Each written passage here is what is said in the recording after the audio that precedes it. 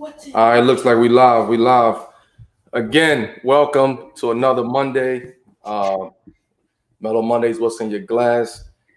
First and foremost, want to thank everybody who's tuning in. Um, I know we started a little couple minutes late, but look, I'm sure you guys understand that. Um, again, the most important thing that I want to bring some attention to today is kind of what's going on uh, in the state of our country, in the state of our community, in the state of the world. Continue to be outspoken, continue to uplift voices, and continue to enhance voices at the same time. Today, our guest is Kuzma, my brother. Welcome. I appreciate you. Thanks for jumping on. I know it was last minute, but we got it going. So again, welcome to What's in Your Glass, Kuz. You And know, we always start with a virtual chair. So I want to say thank you for joining this show. I appreciate you, Champ. I've been waiting for this too. I didn't know that. I did not know that. I've been waiting through the grapevines. Feel me? Okay. I didn't know that. I didn't know that. But again, welcome to another episode of another week. I don't want to say episode, another week of What's in Your Glass. The message, or as always, keep doing our part today in society. We're not going to be quiet. We're not going to shut up. We're going to keep talking. We're going to keep being outspoken until we see change, and change is relative to kind of what we want to see. As far as major change, I don't think we will see that in our lifetime, Cools, but we got to take baby steps and we got to keep working towards that. So we'll jump right into it, man. First of all, how you doing? What's going on in your life right now, and how's things out there in LA? Man, everything is smooth for me. Obviously tough times right now for us as people and humans. For us, we just kind of just stopped playing basketball out of nowhere. Some people have limited gym access, trying to figure out, how to still maintain your daily routine. And then on top of that, everything that's going on within the world right now, it's pretty crazy. So, I'm doing fine. Family's good. My dog is good. Good wine over here. So I'm ready to go. How are you managing like throughout all this? Because you made a good point. Like there, until the gym started to open up slowly. Yeah. How was you getting through that? For me, I'm lucky. I invested in a weight room in my house, so I've been able to keep my fitness level at a certain peak. And then from gym access standpoint, it's tough trying to maneuver and do things and such, within the quarantine and just this virus. It's been kind of iffy, but I've been able to do what I do and stay kind of active. So good. What about you? Same. I mean, we was one of the first teams, first cities that allowed us to kind of open our gym earlier. Yep. I thought the city of Portland did a great job of just kind of managing, the coronavirus and just taking the proper steps to make sure that everything is good. But again, it still was difficult. I mean, you go to the gym, you got your time slot, things are staggered. You in and out, it's a lot different. It's more so of it's that AAU feel, that high school feel where you just come in, practice, and get your ass on out of there. There's no showers. You got to shower home, leave your stuff, change your bag, no food. Yeah, so it's those things that we tend to kind of forget about and don't appreciate as much until you don't have it. And the fact that we didn't have a gym, the fact that things that we need on a consistent basis, food, cold tub, hot tub, steam room, sauna, those recovery things, like we don't have access to that, so we got to kind of adjust. But we make it do. How is you in LA? You're in LA, right? Yep. I mean, we see what's going on in all cities across the country and throughout the world. You being firsthand there in LA, what does that look like? Explain to the people who see it on TV, who sees what YG did the other day. Just explain to people who's not there, but they see it from a different view. Yeah, being in a city like LA where the demographic it's all over the place. It's such a diverse town, so you're able to really see how unified, not only this city is, but you can get a glimpse of how unified our country is from the standpoint of what's right and what's wrong. You see what YG did yesterday, 20,000 plus people. Like that's crazy. Even in big shout out to YG about that. YG for that. That's big time. Even in Portland, off the bridge, that was a beautiful thing to see. So, I think that, it's just a great thing, just a time and space in our country where, we need to be unified, and it's not just one race, it's everybody collectively doing it. And, for me, it's just, it's beautiful to see. What we got protests in, I would say it was 30 cities. Now it looked like it's every city throughout America. Is in LA is like bursting at the seams at the moment. I mean, it's one thing after another after another. It seems like that over the past 6 to 8 months, and then we have now. What's your message about what is happening and how it's happening? It's I think the biggest message that people kind of are misconcepting is everybody is bashing, and not necessarily bashing, but saying it's false. And out there it's a lot of good cops too. You got to look at both spectrums. But there's a lot of racist people out there that are in cop uniforms. And for me, I think that more so about the system than it is the actual departments. Because we need police around. Who do you call for anything? You call the police. That's the only people you kind of learned and you've instilled to really try to lean on it in times of despair. So the biggest thing is just the system, and the system just dating back to slavery and how that has manipulated people's minds to think one race should be lower than the other. And I would say that's just the biggest thing that I kind of see and understand. So. That great point. My perspective on all of this has always been the same. I never wavered. I never changed my perspective on it. It's I think what we're seeing now in our country, people are just tired. People are just fed up. People are angry, and it's all manifested over the years. And I think what's happening now, even though it's crazy, just call it like it is, fucked up times, we are still finding a way to come together, show some, solidarity, show some commitment to a cause. Whereas before, we haven't been like that. We've been so used to having one tragedy after another, after another, after another. And now is the time that they taking that lid off. We're taking that lid off, and we going for what we deserve. And at the end of the day, we deserve justice. We deserve to have our voices heard, and we deserve change. Now, I don't know when is the change going to happen, but we're going to continue fighting, and we're going to continue trying to fight for that change and doing what we got to do. What's your thought on, as individuals, like you're part of the younger generation, right? You are, I consider, one of the new leaders of our league, and for the younger generation.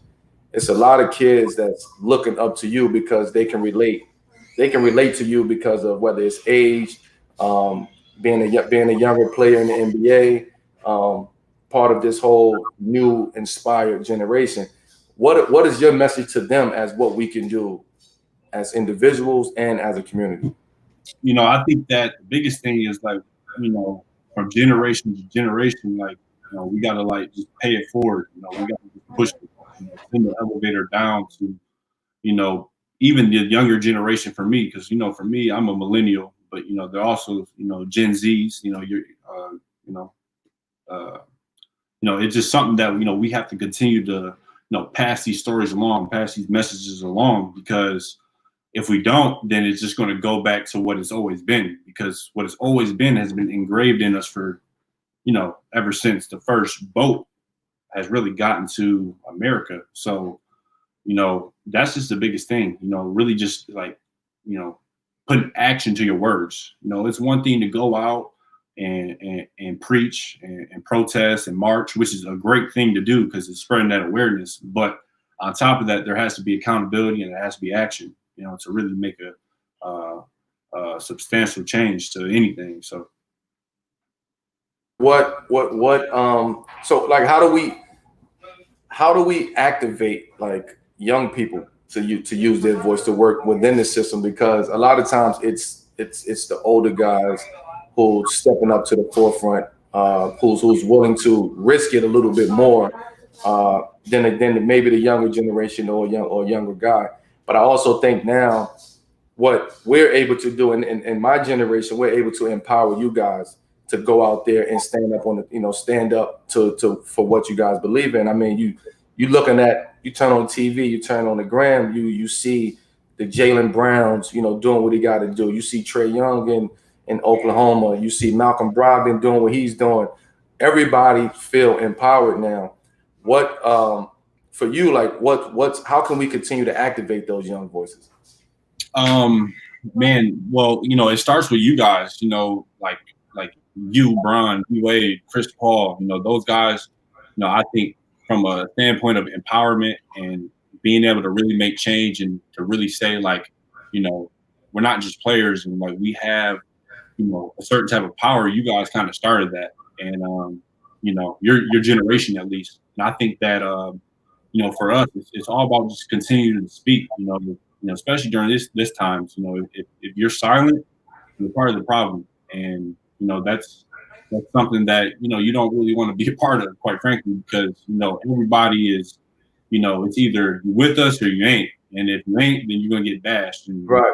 all types of different things. So, just be a good person, speak out, whatever is right to you, like you should be preaching that. You should be going forward for that, especially in this time, because, these are scary times, not just right now, but like the next year and a half, what that's going to look like. Right. It's going to look like until the next election. Like, you never know. So it's important for us because there's a lot of people that look up to us. There's a lot of people that really care what we say as athletes and, having a platform. So, now is the time. Yeah, I actually love it. I love seeing guys, or no, I want to say guys, girls too, or the younger generation stepping up and demanding change, demanding that their voice be heard. Because for so many years that never was the case. Yeah, younger guys would be so afraid, or I don't want to say afraid, but whatever that is, they just wouldn't do it. Right? Whether they didn't want to, they wasn't educated on, what's going on. They didn't want to be educated on what's going on, or they just didn't want to get involved. And they want to stay away from it. Yeah. Now you're seeing a total reverse with that. Now you're seeing as soon as something happened, guys are right there at the forefront, and that's different than our generation. Our generation, there was a couple of us who stood up for change and who stood up for, when things wasn't going right. Now with this younger generation, it's a different type of advocacy that they're doing, right? It's a different type of energy. I tell people all the time that this next generation, which is kind of you guys, you guys are more woke than we were when we came in. You guys are more revolutionary than we were when we came in. And also, I think being able to see it, right? Being able to turn your phone on and see it and see yourself on TV and see what's going on. We didn't have that. We had to read newspapers. We had to find all of that out. We had to go sit down and talk to people. Now everybody is kind of doing their own thing and then trying to get together at one point. So I'm really respectful of that, and I appreciate that from that younger generation. Another thing, we know that kind of as young people, we don't see the value of voting. Even me, sometimes I'm a culprit of that. It's like, man, what am I voting for? Who am I voting for? I don't even know who I'm voting for. Like, why do I just got to go out there and vote? Those are questions that continue to be brought up. And, Yep. people feel like that. Why am I voting? My vote doesn't count. So I'm trying to change the mindset on that, right? What is kind of what's your take on the, young people not seeing the value of voting? Because it's disrespectful to the lives that sacrifice for us to have this right to not to use it. And it's not the only way, but do you see it as one way? No, I think it's not just a young people thing. I think it's more, we got to look at the landscape of things, because I think it's an African American situation, to where a lot of us and a lot of people that live in the hood, a lot of people that are impoverished, they don't really believe that their voice is heard. And I think that trickles down to voting, because I know growing up in Flint or whatnot, I've always questioned things like, why are we even voting? Like, ain't nobody care about our vote. Like, you know what I mean? So I think, that is the most important thing, because it's one thing to go out there and march. It's one thing to go out there and protest to spread the awareness. But if you want real change, it's not from there. The real change is voting. But on top of being, on top of voting, you have to be educated. And, it's both fields, just because, you're poor or you're impoverished, don't believe that you have to automatically vote for Democrats, or vice versa. If you're super rich, you don't have to vote for Republicans. Like, actually educate yourself on the policies, educate yourself on what the actual politicians believe in, and see if it matches up with what you do, because that's where the ultimate change comes from. So, that's kind of really my 2 cents on, why it's important to vote, and why you kind of need that change. So What's kind of your thing? Like, for me, I'm into, you know, educating, right? And being knowledgeable, and sharing that knowledge and wisdom to everybody else, so as though they can understand kind of where we at and what's going on. But also, I like to educate people on before the times, right? Before they tell us about when Black people came over here, before they give us that history. The minute that they tell us where to start at with our history, I like to go beyond that, right? And start from that education. So I'm into that. I'm into enlightenment. I'm into, guys having knowledge of self and understanding what's going on. What is your lane? Is it education? Is it voting? Is it prison reform? Like, what is it? What are you into? everything, because everything is tied down. To me, I believe that everything from an African American standpoint in America, like, you can't just believe that our history starts with slavery. Yeah, it does, because it's African American, because that's when we first got over here. But nobody talks about, nobody understands that, you know, there's African kingdoms. There were African kingdoms. There were African princes, kings, queens. Wealthy societies that we don't even know about. And that's the tough thing about everything, is because when you think about other ethnicities and other races, their backgrounds, they can look back to something. And a lot of people here are not educated enough, and quite frankly, that's because of the system. Because when we're in school, we don't learn about African kingdoms and princes and queens. We may learn about Martin Luther, Malcolm X, Rosa Parks, and that might be it. And for me, everything is kind of translatable, and everything is tied into everything. So whether that's voting, prison reform, actually what you're saying, the before, the pre-slavery and everything. So I just love to be educated. I love to learn. I love to be able to say I know something, and say that I can teach somebody something else. Yeah. And you also, to be honest, you're also young enough to not know what you want to be into at the end of the day, because there's so much that happens that I don't expect you to know everything, right? I expect you to continue to learn. Again, you mentioned kings and queens, like there's still kings and queens in Africa, like you know what I'm saying? Like it's still kind of to this day, and I don't think like that message is not being taught to nobody, right? It's it's Lincoln and everything else, after that, right? It's not you know, it's Christopher Columbus and everything that came after that. Like it's not. What about before Columbus came? Like you know what I'm saying? Like that's the stuff that real information that people need to know, and people need to learn and educate themselves on, so they can go out here and understand why we are dealing with what we're dealing with today. The system is not broken. The system was written this way, and I will always continue kind of to say that. So I appreciate your take on that. We got a question from Marissa Gazbara. She says, what do you both advise to do to become more educated? Man, you can do a lot of things. You can pick up a book. You can Google, internet.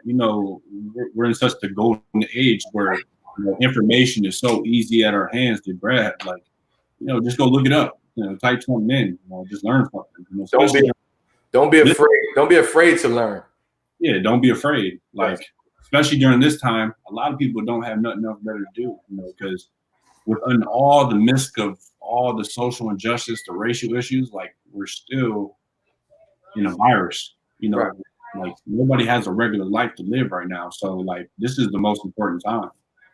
Let's because it is a wine show, so I don't want to make it too political. Let's get to what's in your glass at this moment. People want to know what's in your glass.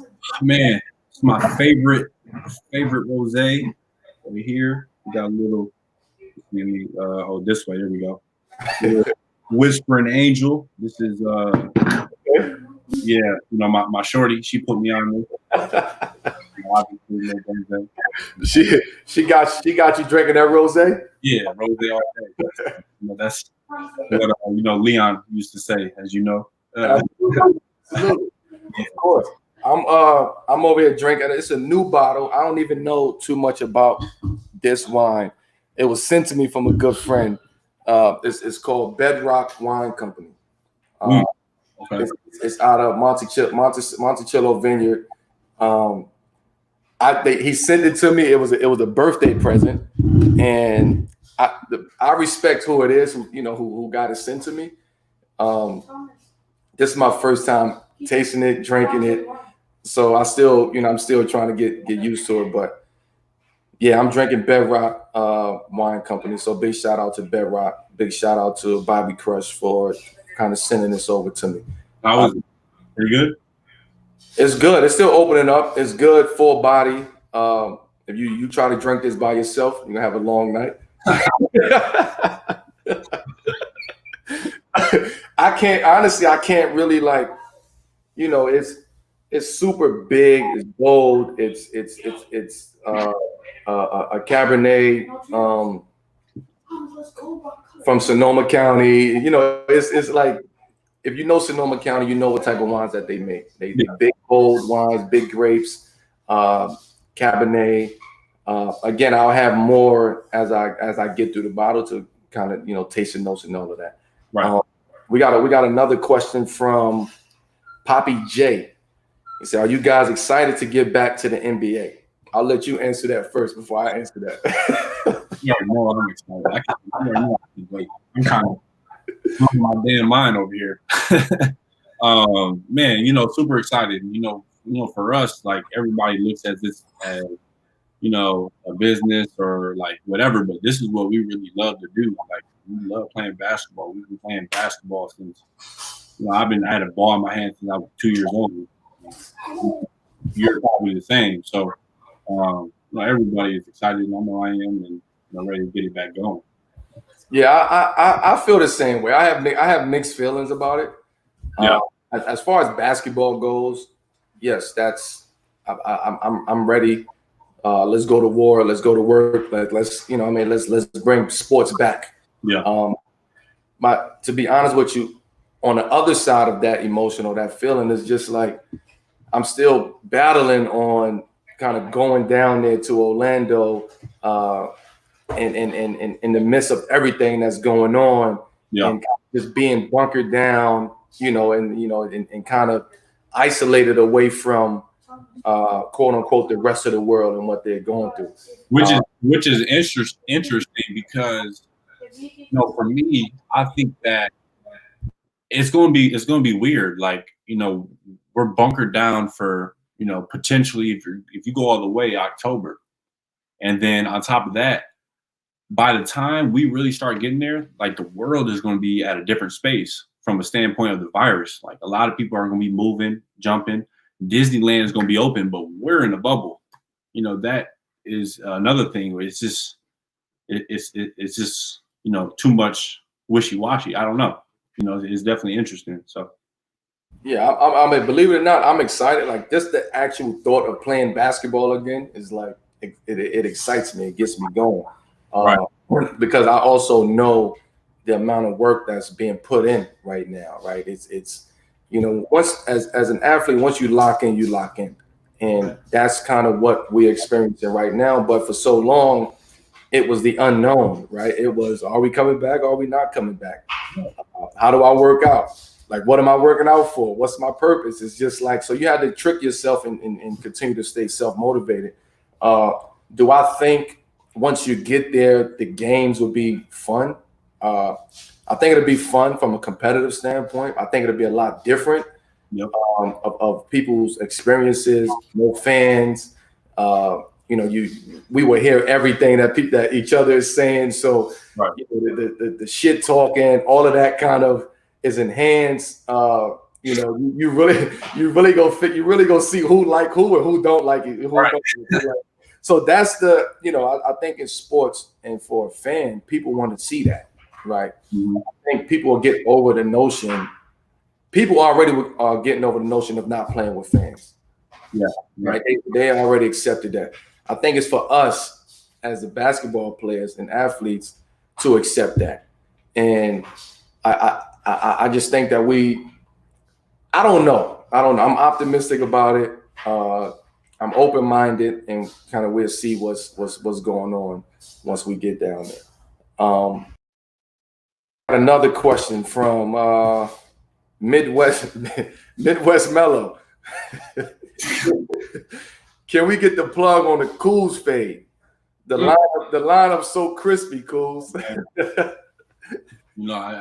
got to keep one, man. I went 2 months without a haircut, and then I was like, I can't do this no more. I had to get right. Had to get right. Shout out Vince the barber. That's my barber, everyone. Prime LA guy, big time. Gets my boy right. What let me see.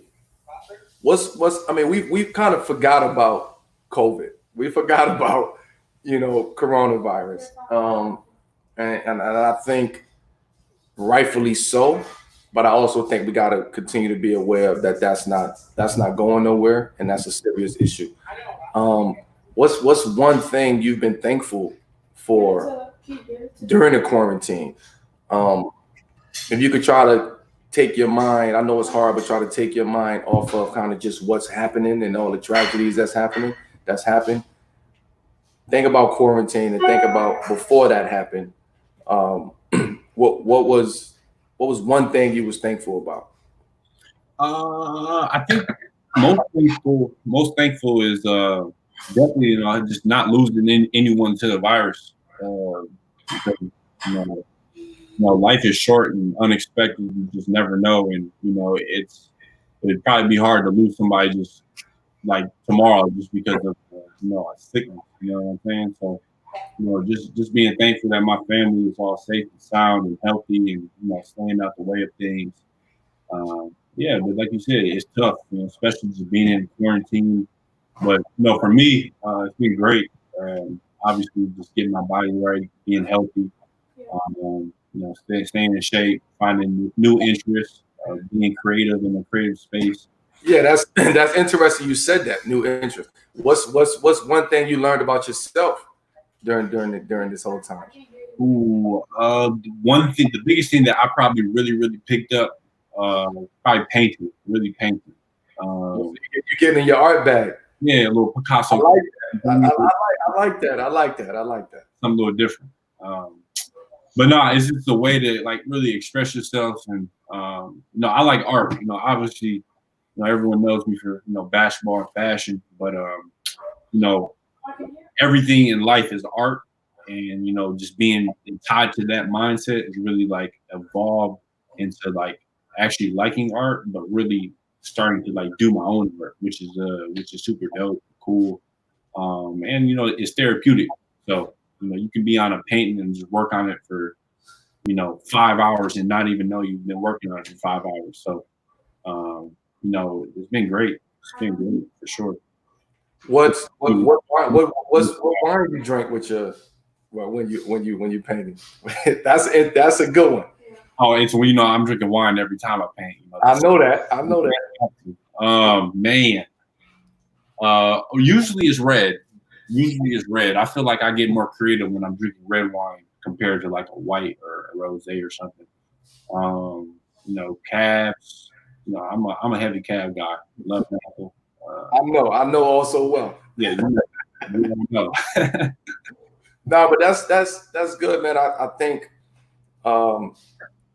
like I know you, right, and I've spent time with you, and we've been to dinners and we've drank wine together. We spoken about just culture, right? Whether it's wine, art, fashion, sports, whatever it is, we've spoken about it.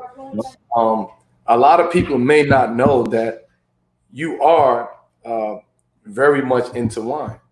Yeah. What's and it's not a bragging thing. I think for so long it was this misconception of people who drink wine or athletes who drink wine. I think we're breaking out of that cycle now, where it's more acceptable to everybody, any and everybody, whether you're young, obviously above age to drink, or older, and everybody in between that. What's your favorite wine? Favorite wine, man.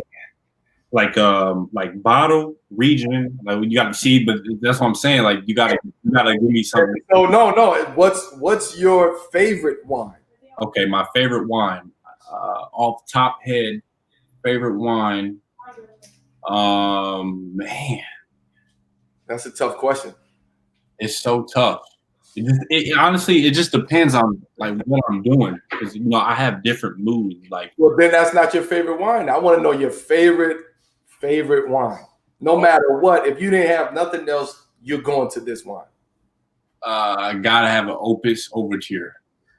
Okay, I'm gonna go with that one. Gotta have an Opus Overture. I had I opened a bottle of Overture on one of these shows a couple weeks ago. Incredible. That's a great pick. I think Overture lines up with the actual top label Opus One. Like honestly, like for me, obviously it's all the same grapes, but I just like the taste of it. It's not too crazy on you. Like wake up the next day, be cool, whatever. Not to go down. Like I got different moods. Like if I got people over my house and I know they don't drink wine, I might just give them like a little Camus, whatever. Oh, so Camus is like the you take that. Yeah, that's the that. If I'm hosting like something like Bron, somebody like that, I gotta bring out, some Bordeaux, some shit like that. You know what I'm saying? Yeah, you gotta come correct. You gotta come correct. Yeah, you gotta come correct, or you gonna clown. I don't want to be clown. So that's so I usually do this thing called first and last. So this is where I learned some fun facts about you, or whoever the guest is, the past and what they've been up to since then. Okay. What's your first concert you ever been to? First concert. Man, this is random as hell though. But my grandma took me to the Temptations. They had a little like reunion tour. Okay. 4th, 5th grade. That's the vibes. All right. Yeah, it's little vibes, whatever. I don't remember too much, but I gonna go with that one. All right. What is the last concert or performance you went to? Last concert I saw was Travis Scott, which is a great one to see because he's insane with the energy on the stage. The crowd's into it. With Travis. Okay. So we got the Temptations and we got Travis. It's yin and yang. You know what I'm saying? I understand that. What's first time you were starstruck? First time I was starstruck. I think the first time I was starstruck was first time I played Bron when he was in Cleveland my rookie year. Just being on the court with someone like that. I would definitely have to say that moment. Last time you were starstruck? Last time I was starstruck. Man, last time I was starstruck, probably talking to Denzel Washington. That was last time I was starstruck for sure. So Bron and Denzel, two great people. Yeah. What's the first thing you do to prepare for a game? First thing I do. First thing I do. Probably get to the gym early. I think that's the early thing. Obviously having shoot arounds. I try to get to the arena, or not the arena, but if we're at the facility arena, I try to get there super early just so I can just mentally prepare. Get in my film, my body right, get it going. So I'd say those two things. What's the last thing you do before you run out the locker room? Last thing I do before I get out the locker room, man, I get nervous before every game, so I'm usually on the shitter. So listen, a lot of people. So I've never been nervous, right? Yeah, I've never been there. I get anxious, right? That's usually what it is. But it's cool to get nervous though, because nervous mean that you are just in this state of like, damn, I don't know what's about to happen, right? You really don't know what's about to happen. You got all of these scout reports, you got film, you got, you getting ready, and then you run out, and for a split second, you forget about all of that as you're running out. So nervousness is actually a good thing. The anxiety, for me, the anxiety and the adrenaline, over the years, I think I've figured out a way how to kind of control that anxiety level and that adrenaline, whether that's sitting still in my locker room, meditating a little bit, listening to some type of calm music. Like that's, for me, that's how I prepare for a game. I can't lock in 4 hours before a game. Like I tried it before. I can't lock in 4 hours before a game. I have to lock in. I usually lock in 90 minutes before the game, because all of the minutes before is just kind of like, I don't want to get myself too psyched up. I still got an hour and a half to go out there and play. Were you like that when you were younger too? No. So this is when I learned that. So my first couple years, it was like, get there, like, let's go. Put my uniform on 3 hours before the game. I got everything going. And then I'm just like, no, hold up. Let me calm down a little bit. Right. And I remember Vince Carter told me this one time on the court. And this changed my whole perspective on the game. He said, Melo, yo, slow down, relax, right?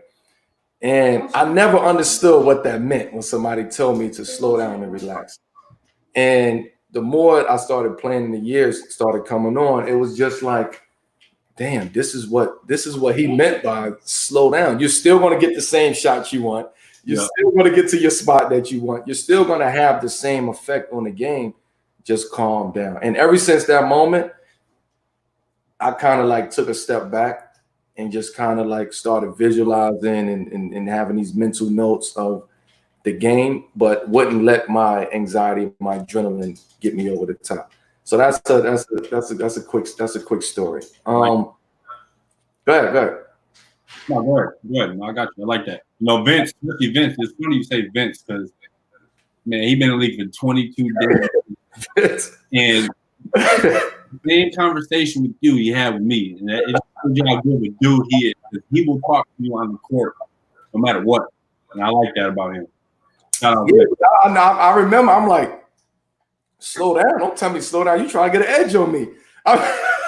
Don't you telling me slow down for what? I'm not slowing down. I'm trying to win this game. I'm trying to go at somebody's head right now. Right. And I just remember after the game, it was like, damn, Vince told me to like slow down and like just calm down and relax. And it took me a while to understand what he was saying. And now I find myself telling younger guys, yo, you gotta slow down. You gotta relax. I told you that one time, yo. Slow down, take your time. You still won't get the same shit that you want. So that was a little funny story. Another segment we do is called What's in Your. And this is when I kind of ask a list of just random funny ass questions. Okay. Giving the viewers audience inside look into the lives. Okay. What's in your fridge? What's in my fridge? I got a nice chicken burrito waiting for me in my fridge from my chef. Can't wait. Give people insight to your workout routine because I've worked out with you before. We spent some time together, but give people insight into your workout routine. Extreme focus. I think that's the number one thing that really comes to mind. You know, as you see, like, you know, when we worked out, you know, I'm asking questions, I'm locked in, you know, trying to learn, trying to get better. But for me, when I work out, I try to just visualize what it would look like in a real game. So, you know, I'm not just out there doing moves. Like, I'm out there like trying to trick my brain that someone's guarding me. You know, I gotta be precise with the way my guard hand is, or crossover, or whatever. You know, just those little things just to try to improve. And you know, that's even in the weight room. Like, you know, and make sure every rep is the perfect rep. You know, get that upper hand on someone that's not. So, you know, that's my focus when I work out. What's on your playlist? What's your quarantine playlist? Future. You know, you listen to it, it's crazy. Future, Gunna. You know, I've been tapping in my R&B side a little bit. You know, getting in the bag a little bit. What? Hold up. New R&B or old R&B? A little bit of both. I was listening to Prince yesterday in the crib. You know, it was listening to him in the crib yesterday. But I like this new wave of R&B though. Like, it's dope. You know, it's a different type of flavor, different type of type of just wave that's dope. So I'm a big fan of kind of just the new wave R&B. I think it gives music a different sound. They created a different lane with this new age R&B. Yep. I'm a 90s R&B head. For sure. I can listen to that all day long. When I am listening to it. But I kind of got an old soul, man. I'm you know, I go back all the way to, you know, Sam Cooke and you know, I'm back then, and then, you know, the Denise Williams of the world. Like, that's who, you know, that those are people that I like to listen to. The, you know, Curtis Mayfields, and like that's I'm out there. I know. So I can go from that era. I can go to 90s, you know, 90s R&B, Total SWV, Jagged Edge, 112. Like, I can do all of that, and then this new age R&B. Who you like now? Oh man, who I like now?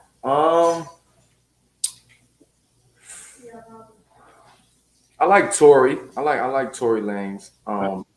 But I like guys who I came in with, you know, the Chris Browns, you know, they was that's my era we came in together. Chris Brown, Trey Songs, you know what I'm saying? Like those are the guys who kind of I came in with. Um, I like I like her, you know what I mean? I listen to her right now. I love the internet. Uh, you know, I love that type of music. I love this ain't R&B, but I love Anderson Paak right now. Yeah. Um, like the you know, though I love that eclectic music, that thoughtful music, that vibe. I love the mellow vibe. Yeah. That's the good thing about music now. You know, even like to point out, it was so black and white, like your era, like a music where it was either rap or it was like that lovey-dovey hip hop or Yeah. lovey R&B. But now, you know, you got like the trap R&B, you got like alternative music that's dope. Yeah. Electronic music that sounds like it's hip hop. It's not really. It's all like the wave, like you said. It's all vibe. And it's really it's all like this new sound of music is especially when it comes to that R&B. It's not really R&B. It's a hybrid, right? Yeah. Like, it's a hybrid of R&B. So I love that. I love that new sound. Um, what's your what's in your Netflix queue? Ooh, man, I'm a big movie guy. I'm heavy in the movies right now. I'm more Amazon Prime because they got a better situation. But you know, I'm all over the place. You know, I don't really like comedy movies too much. I don't really like corny type movies. I like movies that I can really like learn from or like see a different perspective of life. You know, whether that's like Quentin Tarantino films. You know, that's probably my favorite because you know he's so like deep and complex. A movie you should watch. Check out Death Proof. Crazy. Okay. Yeah, Death Proof. Have you seen what Defending Jacob yet? I'm not. You should check that out. Defending Jacob. What else? What else I've been I watch everything. I love war movies. Love war movies. Saving Private Ryan. Watched that the other day. Man, a movie, A Time to Kill. Of course. Crazy. What's the last movie you've watched, or doc, or series, or whatever?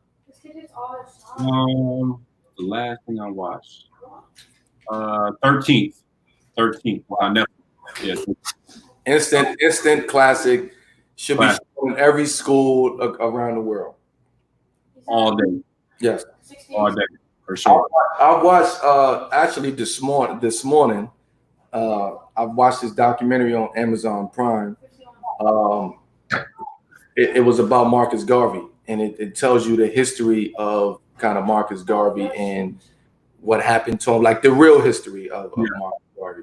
And I came up on it. I wasn't searching for it. I was on Amazon Prime, and they have just a row of all kind of black film. Yeah, crazy. You don't have to go searching for it no more. Crazy. You have it all in one row. So I found, I'm like, damn, let me just check this out. And come to find out, that was one of the best docs that I've seen. What was it called? I'll send a name to you offline. I'll send a name to you. Very, very thought provoking. Tells you the real insight history of him being in Jamaica, how he, just what he did in his history, the information we need to know, right? I should say that. Yeah. So we coming down to the end, but we usually do kind of this buzzer beater toast, right? So I give you 10 seconds on the shot clock to give a toast to your favorite things. My favorite time on the shot clock, baby. Mine's is 3 or less. Toast to your favorite person right now. My favorite person. Toast to my mom. Okay, you got to toast to her. All right, toast cool. to my mom. Toast to my mom right there. Shout out. That's a great one. Toast to your favorite book. Toast to the 4 Agreements. Oh wow. Oh. Fire. Big book. Oh. And that book changed my life too. Okay, elaborate on that. It changed my life because just the way I think about things. You know, the main 4 agreements in the book is the one, always your word is your bond. That's the only thing you have in life. 1000%. 2, don't take things personally because it's more of a reflection of what that other person is going through than yourself. Don't make assumptions because when you make assumptions, you're in a negative mind state all the time. And the 4, always do your best. So always do your best to keep your word. Don't make assumptions. Always do your best to just in life. So going through that book really helped me out a lot from a mental standpoint. Yeah, I can read 48 Laws of Power all day long. Yes. That's something that I live by. Every law. Yes, I live by it.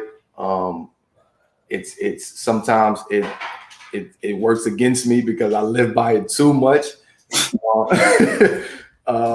Another book that I just started to read is The Revolt of a Black Athlete. Right. Oh. I'm reading that right now by Dr. Henry Edwards. Incredible. I might have to check that one out. That sounds dope. Yes, the revolt of a Black Athlete. I also finished. I read The $40 Million Slave about 2-3 times. Another book I'm reading now is called The War Against All Puerto Ricans. Okay. And this book is kind of the Puerto Rican version of the civil rights version of Puerto Ricans. Okay. It's the relationship between U.S. and Puerto Rico and everything that transpired from there. One of the best books I've ever read. And a new book that I'm, the Ta-Nehisi Coates, the Between the World and Me. Like you have to read that book.